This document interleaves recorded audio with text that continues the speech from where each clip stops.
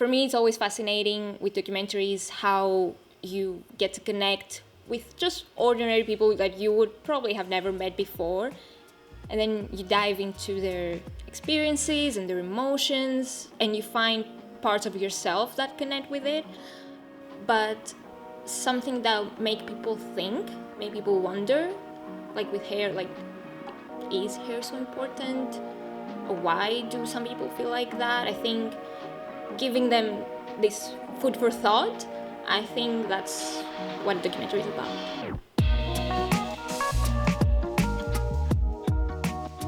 Hi, I'm Ifienia and I'm the director of the documentary Hair. So the inspiration behind Hair, it all actually started because of like a personal insecurity that I had, and that led me to kind of starting to unravel the topic of hair in general and how it affects people, especially in modern society with all the beauty standards. And I actually realized that it's a much bigger issue than it actually looks like in the beginning. It sounds very stupid, but I always give these examples of, like, you wake up and you have like the bed hair, or how many times we left the salon crying because we didn't like our haircut. Just these small things led me to think how, like, this just little, this natural thing that is hair, how it actually affects our confidence and our self-esteem. And that's how it all started. My name is Claudia, and I was the producer, first assistant director, and camera assistant for the project Hair. I've always wanted to do a documentary. Unfortunately, I never had the chance in my previous projects, and I chose to participate in this documentary because I believe in telling real stories, and I think documentary is the best format for that. And as a woman, I think this topic was perfect because it talks about our like beauty standards in society and how they impact us, but mainly women. So when the team first came to us, my initial thought was it was a great idea. It wasn't something I'd seen other people do. I think the thing that I thought was going to make it a winner was the emotional side of it. I think when you're talking about hair loss, fundamentally, it's associated with men like myself, but actually there's a far more emotional story attached to if you're a child or a female who has to lose their hair. So the idea of the team looking into hair loss for children and for females, where it is far more traumatic than it is for men, because it's not the norm, it's not the societal norm for kids or women to lose their hair. So my initial thoughts were it was a great idea. They were going to have to be respectful when they shot it and when they interviewed the people. It's quite it can be quite a sensitive subject. So that was also what was in the back of my mind, was they have to be careful with how they get their stories from the people who are going to be in the documentary. But yeah, it was. I had a number of people come to us at the time with ideas for documentaries, and when the team came to us on this one, I thought would be really good. I think what makes Hair so special is the trust and honesty that our contributors had in us. Every story is unique. We have Ashley, who's a cancer survivor. We have two young girls, and it's important to see different perspectives. I was very, very lucky and grateful to meet Nicola. She's pretty much the star of this documentary. Because of her, it is what it is in the end. Because it all started about hair in general, as I said, but because of her story and all the people she introduced us to, it became more about hair loss. And in the end, it became more about having a community and support when dealing with these kind of situations. The challenges, I think, were when the team showed us their initial ideas. There was a lot of production, and it was have they got the resource and the time and to produce everything. So that was one of my worries initially, and we discussed this at the very start, was, are you going to find the right people? Because this documentary lives or dies by the people. You need someone with the right story, which I know it sounds heartless to say, But for the documentary to be good, you have to have the right story and you have to find the right people. And once you've done that, you have to find the people who are comfortable talking on camera. Not everyone can talk on camera. Not everyone can tell their story in a way that pulls the viewer in. Quite early on, it's sort of in the summer, there was a production meeting, and then I saw everyone about 2 weeks later, and everyone came back buzzing, and we found this person, and not only does she have a wig company, but also she's been through cancer, and she's then got access to these other people, and it was like we went from sort of here to like boom. That's when the documentary took off for me. It was like, right, we've got the right people. So, as a producer, I think the biggest highlight was being able to collaborate with organizations like the Wonderful Week Company and the Little Princess Trust. Their work in supporting people with hair loss reinforced the importance of raising awareness, which is what this documentary is all about. Also, we created crowdfunding, which all of our money was donated to the Little Princess Trust. I wouldn't be able to direct a drama yet, but I felt very comfortable doing this for a documentary. I actually have experience as a journalist. For me, documentaries kind of combine my two passions, I'll say. I feel like I have the journalistic side that it's all about like research and getting to know people and talking with them and trying to get all this information. But at the same time, I feel like I have a creative aspect in me that I hadn't discovered so much. So hair was, for me, the perfect opportunity to apply a personal experience, this journalistic background, and the creative part of me that I hadn't used that much before. Hi, I'm Chris, and I am the director of photography for Hair. For me personally, I was a bit wary about working on a documentary again because I had worked on one before, and it was a short 10-minute one. Everybody was lovely to work with. I just wasn't that into making it, because I'm really into the look of a film, like frame to frame. I like to play around with lighting and craft an image. It's almost like doing art. And at least for me, I thought the documentary, like, it's more like people expect you to just enter a building, set up a camera quick, maybe single light, like a key light, and then just hit record and not worry about the background, the foreground, the framing, composition, or anything like that. But fortunately, coming onto the set with Ifeanyi Belli, the director, and a good friend of mine, we both found that we both did want to focus on the framing and not be lazy when it came to the composition or just the overall cinematography in general. Production-wise, I think a good documentary is based on having a good team. I think having support and the people that you work with play the biggest part in how the film is going to work out in the end. You have to have people who are passionate about it and they have your backs, especially when, at least that's how I felt directing it, when it's your inspiration and your vision. I think it's very, very important to have people that believe in you. So previously I had produced a drama, which is very different from documentary. I would say, as a producer, I think I enjoy a little bit more the drama because you get to think about like props, costumes, while in a documentary you really don't do that so much. However, with documentary, you get to have a closer relationship with the people that you are interviewing. As a producer, I am very organized, and I think that was very important for this project. As a human being, I think it's very important to be empathetic when talking about certain topics, and one of those topics is hair loss. Our contributors, they trust us, and they share very deeply personal stories. So creating a safe space was crucial for us. I think the challenges for doing documentary and hair in particular is not trying to bring out people's imperfections. I feel like when it comes to hair loss, that is such a sensitive topic that you can't have such a digital clean image on somebody at a close-up, which is a problem with a lot of modern sensor cameras and stuff, is they're very sharp. They're like 6K, 8K, all sharp. And when it comes to people and they're trying to, like, they're talking about such a sensitive part of themselves, I don't think you want to add more to that by like showing like their pimples or their, like, if they have like wrinkles. That was something that when it came to interviews, and women in particular, I'm very well aware that they're very more into their appearance. I know guys are as well, but like openly more about their appearance. They're very self-conscious, and they have certain ways that they like to be shot from certain angles. And the entire time when I'm DOPing something like this, setting up a 3-cam setup, I'm thinking, are they comfortable with what I'm shooting? Is this close-up okay with them? Is this wide angle okay with them?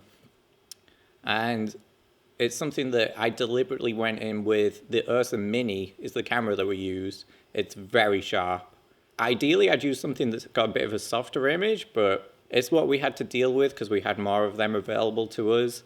Luckily, we do have stuff like DaVinci film emulation that can soften the image and make it a lot more cinematic in a more beautiful and appealing way, and that's something that I went into the production ahead of time knowing about, so I was okay setting up these shots with this harsh lighting or whatnot because I knew that I could bring it all down and make it a bit more angelic, I think.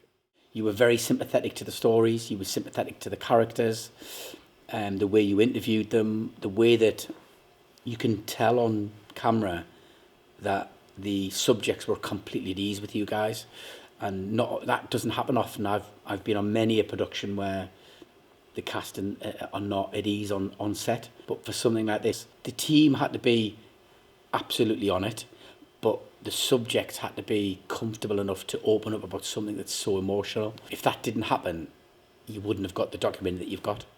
So yeah, that I think that for me was key. Directing Hair was really a life-changing experience, I'd say. Actually, I don't know if it changed my life, but it definitely helped me understand more what was, as I said, my own insecurity. So my favorite part of directing this project was definitely diving into these stories and meeting all these people. I really feel like I know them. I feel so proud that they opened up to me, and this is something I will never forget, and I would never change. When it comes to the difficult part of directing Hair, I'll definitely say that the biggest challenge was leaving out of the film a lot of the questions and answers, a big parts of the conversations that we had. Unfortunately, when it comes to making film, you have the time limits, you have a specific format that you need to follow. So unfortunately, we weren't able to use all of the footage that we had. There were a lot of moments that I would love to have included, but it wasn't possible. And I think that was the most difficult part, like, because I've said before, it's like having a giant puzzle, but you don't have the final picture. So you're the one who has to create that picture. And in order to do that, you have to leave some things behind. And I think that hurt a little bit along the way. My biggest lesson when producing Hair was the importance of being adaptable and solving problems quickly. No matter how much planning you put into it, there's always going to be like challenges like scheduling or technical issues that will come up. Probably the biggest challenge was going to Brighton. A big part of the documentary, there is a section taking place down the south of England in Brighton. We are located in the top of England, the northeast of England. So it was quite a challenge to think about how we were going to do production cost-wise, like the budget. Getting the necessary crew down there with the necessary equipment, not knowing at all how the location is. There's no location recce's or anything like there would assumedly be on a drama or something. We went in there blind. And we went with 2 cameras as opposed to the 3 cameras setups that we'd been doing comfortably here in the Northeast. A lack of lighting. A lot of it was my own personal gear as well, which has been used to shoot this. And like we decided early on that it was a 2-man job. We couldn't take our entire crew. It was just going to be me and the director there on set down the south of England with so much gear, no vehicles. We had to do all the public transport, all of London, everything by ourselves. Chris is in Brighton. Here it is. When it came to the event itself in Brighton, that was another challenge. Being unprepared with a camera. I went handheld with it for a lot of the time, shoulder rig setup. We did have a B cam that was on a tripod, but a lot of the event wasn't coordinated with us. We didn't know what was happening at any given time. We just had a rough idea that they were doing a catwalk or something at this point, maybe another one eventually. Maybe Andrew Barton would come out and do his thing. Documentaries are unpredictable. Without laughing, Chris. Documentaries are unpredictable. So the most important thing I learned during directing Hair and working on it in general, first of all, when it comes to the actual director part, even though I have experience in interviewing people, it was never for a film. So having that in mind when you're talking to them and how the visual part is going to look like, how the editing is going to work out, and try to kind of prepare them for that as well. I think that was challenging, but at the same time, something I think I practiced a lot on during this, and I think it's really going to help me for the future. But mainly, what I learned during this whole production was actually the most technical part of the filmmaking process, which I wasn't so much in touch with, because I've only done some producing before. So with this project, I got to use camera, sound equipment, even just for a little bit, and I took part in the editing, which for me was actually the biggest lesson. I really enjoyed it, and I think it's really going to be helpful for the future. So yeah, that's what I would say, like all the technical stuff, using equipment I've never used before. I'm really grateful that I got to do it, and I think it's going to be very useful. I think what makes it special is that I don't believe anyone's done anything like this, or at least if they have, I haven't seen it. So you took a subject matter that was emotive and a difficult subject to cover, and you made fundamentally an amazing documentary about it. I think I told you my favourite part was the piano scene. I loved the piano scene. I think I'd saw an earlier cut and I hadn't saw the piano scene. For some reason, I wasn't aware of the piano scene, and then I saw it and I was like, wow, that's just like the moment between the father and the daughter. Obviously, the daughter's hair started to grow back by then, and she was playing the piano and he was messing with it. I'm sure he nips her ribs, or there's some sort of physical intimacy between the father and daughter, and it was just perfect. I felt you'd followed the story of the little girl, and you'd been on this roller coaster with her. And to be fair, she was brilliant. It was like she just took everything in her stride. But as the viewer, you were on this journey with her. And then there was just this moment at the end where they played the piano and they had this little like thing between them, and I thought it was amazing. I think our contributors' story, courage, and vulnerability was what made this documentary very special and unique. I wouldn't change anything in this film. I think the stories and the message, it's very beautiful, and I'm really glad that we got to that point. I do have some, no regrets, but it didn't work out production-wise, like having a man's story, or we had to skip some parts again because of time restrictions and everything. I am kind of like resentful about that, but not too much. I think the final product is really, really good. I think the biggest achievement will be the impact that hair has on how people perceive hair loss and beauty standards.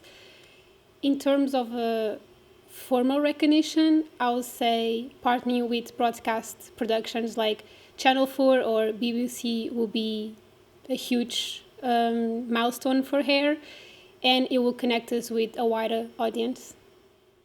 So for me, I said at the time when I saw the final version, like, if I'm sat tonight at home and I put Channel 4 on and there's a documentary about hair and I watch this documentary, look, it wouldn't look out of place. Wouldn't look out of place on Channel 4. It can develop into a series. You can either take the idea around hair and do lots of character stories about other people who've lost their hair. We didn't talk about men, so the documentary was focused on children and women. So you could do a whole documentary on that. One of the subjects in the documentary says it, but it's generally the two questions you get asked are, when people find out they've got cancer, it's like, am I going to die and will I lose my hair? That is how important it is to people. It's the second thing that comes out of their mouth when they find out they've got cancer. And for females, it's a huge thing. A female going bald and losing their hair is huge. Men, not so much. Men can get away with it because men can go bald in their 20s. But I think for me, if you get the right people, it'll fly. It's about the people. It's about doing your research as filmmakers, as documentary makers, finding the right people with the right story that'll be something that the viewers want to watch. I would like to see myself directing another documentary. I hope I'll be able to. This is what I see myself doing for the rest of my life, honestly. As I said, this combines all of my passions. Especially when it comes to this type of documentary, when you get to meet people and share human stories and experiences, I'm all up for it. I love meeting these stories. I love having people opening up to me and trusting me, and I like to think that I give them the opportunity to maybe have like a catharsis for their experiences themselves. It kind of feels like you're a therapist or something, but I love how it also applies into, as I said, like the creative aspect of filmmaking. So the whole package is just a dream, and I hope I get to do it again.